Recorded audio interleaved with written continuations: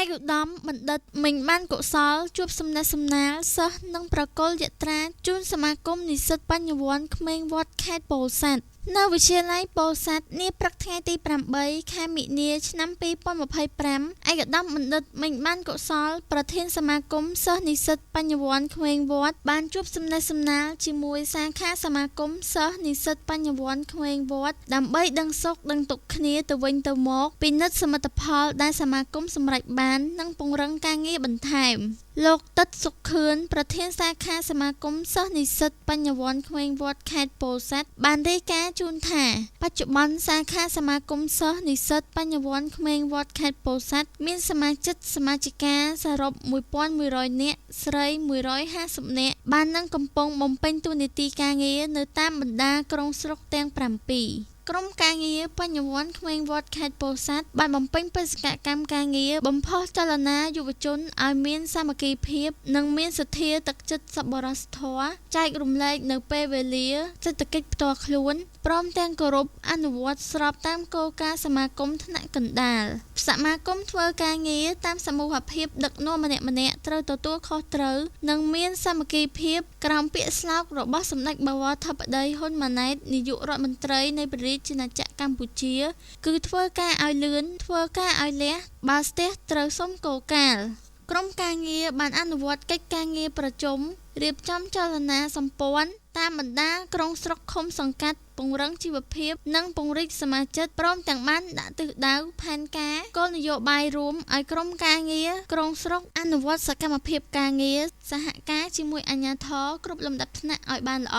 អនុវត្តជាប់ជាប្រចាំនិងឲ្យចំទិសដៅផងដែរក្រុមការងារបានអនុវត្តកិច្ចការងារស្របតាមគោលការណ៍របស់សមាគមរាល់សកម្មភាពត្រូវបានធ្វើរបាយការណ៍ភ្ជាប់ជាមួយរូបភាពបញ្ជូនទៅថ្នាក់កណ្ដាលជាប្រចាំរៀបចំកម្លាំងឲ្យបានច្រើនមុខព្រួញនិងហ្វឹកហ្វឺនសមាជិកជាប់ជាប្រចាំបំពាក់សម្ភារៈនិងចេញគោលការណ៍នយោបាយរួមសម្រាប់រៀបចំផែនការអនុវត្តចុះទៅដល់មូលដ្ឋានសួរសុខទុក្ខសមាជិកជំរុញលើកទឹកចិត្តដល់សមាជិកដែលបាននឹងកំពុងសិក្សាទើបជាប់បាក់ឌុបបន្តការសិក្សាឲ្យមានជំនាញច្បាស់លាស់ព្រមទាំងជួយស្វែងរកផ្ដល់អាហារូបករណ៍ដល់សមាជិកដែលពុំមានលទ្ធភាពបន្តការសិក្សា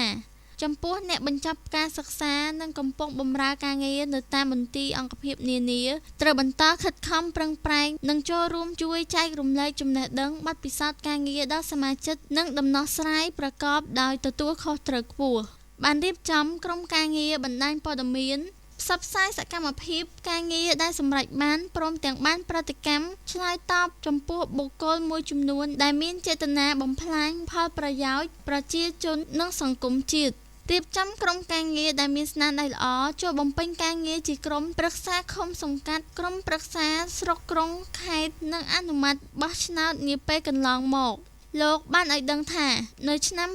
2024សាខាសមាគមសិស្សនិស្សិតបញ្ញវន្តក្មេងវត្តខេត្តពោធិ៍សាត់បានចូលរួមសកម្មភាពការងារមនុស្សធម៌និងសកម្មភាពការងារផ្សេងៗ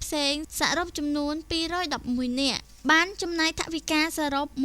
168លាន948500រៀលដោយមិនទាន់គិតបញ្ចូលការចំណាយផ្សេងៗលើការហូបចុកនិងធ្វើដំណើរនោះទេបានសាងសង់ផ្ទះជូនចាស់ជរាស្ត្រីមេម៉ាយនិងក្មេងកំព្រាគ្មានទីពឹងបានចំនួន4ខ្នងផ្ទះសង់សាលា2កន្លែងសាលាបឋមជួសជុលដំបូលសាលាចូលថវិកាចាក់ដីពង្រីកទីធ្លាសាលាសរុបជាង$20,000សហរដ្ឋអាមេរិកផ្ដើមអង្គកឋិនទានប្រមូលថវិកាបានជាង$30,000ចូលរួមកសាងព្រះវិហារនិងបន្ទប់អគារសម្រាកក្រោយសម្រាលកូនផងដែរឯកឧត្តមបណ្ឌិតមិញបានកុសលប្រធានសមាគមសិស្សនិស្សិតបញ្ញវន្តក្មេងវត្តបានកោតសរសើរនិងវាយតម្លៃខ្ពស់ចំពោះសមាគមសិស្សនិស្សិតបញ្ញវន្តក្មេងវត្តខេត្តពោធិ៍សាត់ដែលមានសាមគ្គីភាពផ្ទៃក្នុងល្អការដឹកនាំគ្រប់ជ្រុងជ្រោយនិងសម្រេចបានលទ្ធផលយ៉ាងច្រើនលើសាខាទូទាំងប្រទេសឯកឧត្តមសូមឲ្យសមាគមសិស្សនិស្សិតបញ្ញវន្តក្មេងវត្តខេត្តពោធិ៍សាត់